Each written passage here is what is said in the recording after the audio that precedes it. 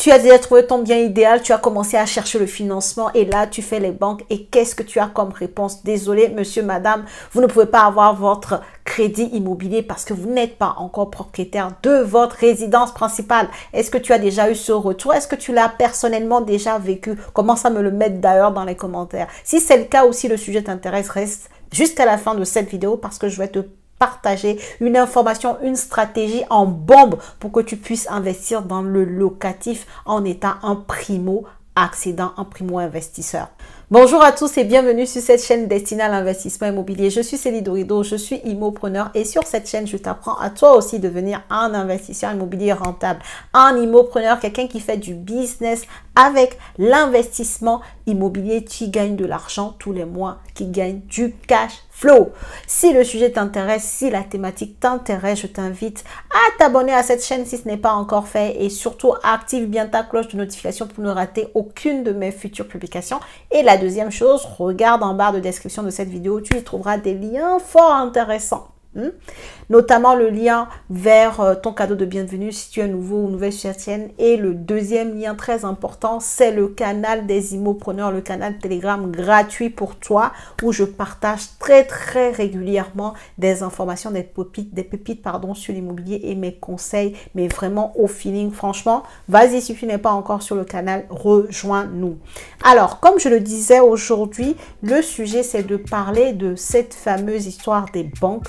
Pour moi, c'est une histoire qu'elle raconte. Enfin, voilà. Si tu as déjà eu à côtoyer les banques, à faire des demandes de crédit immobilier, tu sais qu'elles en disent beaucoup de choses pour te refuser l'accès à ton crédit immobilier. Et l'une des choses qu'elles vont te dire, si tu n'es pas encore propriétaire de ta résidence principale, eh ben c'est exactement ça. Monsieur, madame, vous n'êtes pas encore propriétaire de votre chez vous et donc on ne peut pas vous faire de crédit immobilier pour aller investir dans le locatif. Je ne sais pas si tu as déjà eu ce cas, mais c'est très courant, surtout en cette année 2022. Combien de personnes ont déjà eu ce genre de retour de la banque pour leur faire un refus de prêt immobilier? Et donc, c'est de ça qu'on va parler. Comment faire?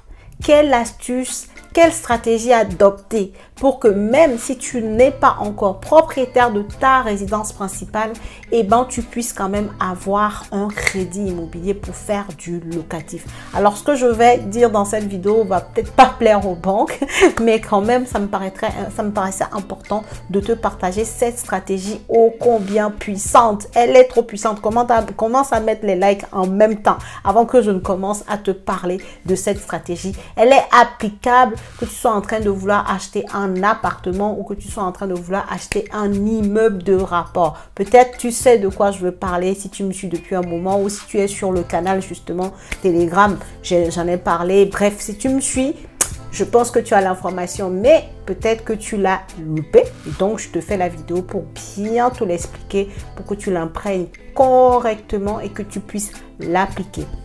Alors, de quoi il s'agit? Il s'agit simplement de faire passer ton premier achat pour ta résidence principale. Et oui, c'est complètement possible et tu ne seras ni le premier ni le dernier à le faire. Si tu achètes un grand appartement, je crois avoir déjà dit dans une autre vidéo que tu pouvais par exemple acheter un grand appartement, faire de la colocation et toi-même vivre dans une chambre de la colocation. Tu peux te permettre de te faire une douche privative à toi. Et ensuite, il y a deux autres chambres qui ont leur sanitaire en commun, tu vois. Tu peux donc, en achetant un appartement, dire que tu l'achètes pour en faire ta résidence principale. Jusque-là, tu es franc, tu es honnête. Et du coup, une fois que tu as ton crédit, parce que avoir le crédit aujourd'hui, en juillet 2022, pour acheter ta résidence principale, c'est quelque chose qui se fait encore beaucoup. Maintenant, si tu veux pour avoir du locatif, si tu veux un financement pour faire, du locatif, là, si tu n'es pas encore propriétaire de ta résidence principale, il y a beaucoup de banques qui te diront non. Il y en a qui disent encore oui, hein, c'est pas une règle, c'est pas une loi, en fait, dans le milieu bancaire. C'est juste que chaque banque fait comme elle veut. Elle a ses critères. Et aujourd'hui, pour beaucoup de banques, le critère de la résidence principale principal revient beaucoup sur la table. D'où ma décision de te partager cette stratégie pour que tu puisses quand même faire ton investissement immobilier rentable. Donc, je reviens sur l'appartement. Si tu achètes un appartement, tu peux dire que au fait, c'est pour en faire ta résidence principale, c'est pour y résider. Si tu as un grand appartement, ben, tu peux résider réellement, hein, tu peux résider dans une chambre, avoir ton truc privatif et ensuite louer les autres ou simplement mettre en colocation une fois que tu as eu ton crédit. On a beaucoup d'histoires dans nos vies qui fait qu'on change finalement d'avis et d'exploiter autrement un bien qu'on achète, n'est-ce pas? Voilà, donc tu peux le faire. Si tu as un studio, c'est pareil. Peut-être qu'après, une fois que tu as acheté ton bien, tu rencontres quelqu'un qui fait que, en fait, vous allez emménager et donc tu peux plus vivre dans le studio et donc tu le mets en location, peu importe. Donc ça, c'est une stratégie que tu peux faire pour un appartement. Pour un immeuble de rapport, qu'est-ce que tu peux dire? Par contre, il faut que ce soit plausible. Attention, hein, mais bon, je te l'explique là dans les minutes d'après. Pour un immeuble de rapport, tu peux te dire la même chose. Dire que tu vas pouvoir habiter dans un des appartements de ton immeuble de rapport et louer le reste. Donc, tu comptes faire d'une pierre deux coups. Donc, tu achètes ton immeuble. Tu n'as pas encore de résidence principale. Donc, tu souhaites habiter dans un appartement de l'immeuble et ensuite, les 2-3 autres appartements, tu comptes les mettre en location. C'est une stratégie que tu peux définir, établir et que tu peux expliquer à la banque et elle est apte à te comprendre. Mais il y a un mais. Elle est apte à comprendre et à vraiment croire en ta stratégie si et seulement si tu n'achètes pas à 3 heures de ton travail en fait. Tu comprends? Il faut vraiment être smart là, dans ce genre de stratégie. Tu n'achètes pas à 3 heures de ton lieu de travail, tu achètes à un endroit où c'est possible, c'est une histoire plausible que tu puisses habiter là-bas et aller travailler. C'est une stratégie que j'ai vu déjà mes immopreneurs, certains adopter.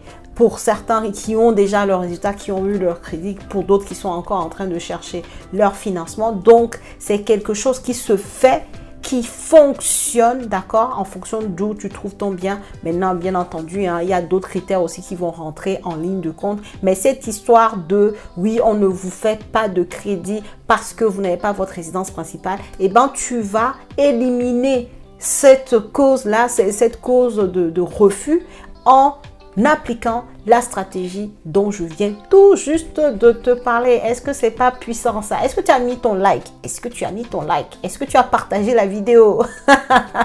Si tu l'as pas encore fait, je t'invite à le faire tout de suite parce que je pense que je t'ai donné une pépite là. Voilà. Si tu n'avais pas l'info, je te l'ai donné, note-le quelque part et au moment venu, tu peux l'appliquer ou peut-être que tu es actuellement en train d'acheter un appartement ou un immeuble. C'est une stratégie que tu peux clairement mettre en place qui va te permettre d'écrire en fait ton business plan en fonction de cette stratégie-là pour faire une belle présentation de ton projet à la banque et pouvoir avoir ton financement de bien immobilier, ton crédit immobilier. Voilà la team, ce que je voulais te partager dans cette vidéo. Si elle t'a plu, je t'invite à la liker, à la partager, à commenter si tu as déjà eu un crédit immobilier grâce à cette stratégie ou si tu comptes l'utiliser ou ce que tu en penses tout simplement de cette stratégie-là. Ok? Et en attendant, moi, je te souhaite une très belle fin de soirée et à la prochaine vidéo.